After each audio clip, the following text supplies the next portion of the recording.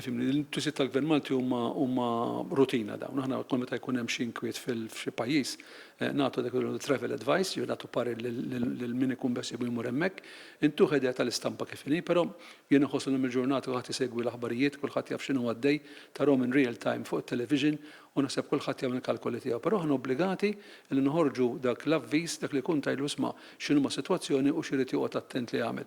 Hija ħasra għaliex nafu l-kuntatt enormi li hemm bejn Malta u Turkija, jiena kif għadlek propju kif kont hemmhekk anke morna naraw il-post fejn ħaniftħu l-ambaxxata ġewwa Ankara, ġifieri għalissa wieħed irid joqgħod naqra lura ħan naraw se jiġri minn issa l qudiem, però huwa fatt ukoll li dan diġà qed ikollu effett qawwi fuq it-turiżmu ġewwa Turkija. Kien anki meta kont hemm kien diġà qed jgħidli l-Ministru tal-Affarijiet Barranin x'daqqa ħadu imħabba l-attentati li kien hemm u l-esplużjoni li kien hemm fl-ajruport ta' Istanbul u da.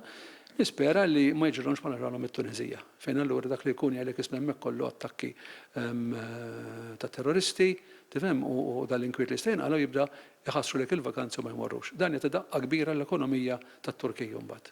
Kif ngħidlek jiġifieri hija storja li għadha għaddejja, it's unfolding, hemm tant aspetti differenti fiha li wieħed irid jara eżatt x'se jkun ir-riżultat wieħed itħalli minn inqas ġimgħa 15-il ġurnata ħalli wieħed jara eżatt fejn wasalna.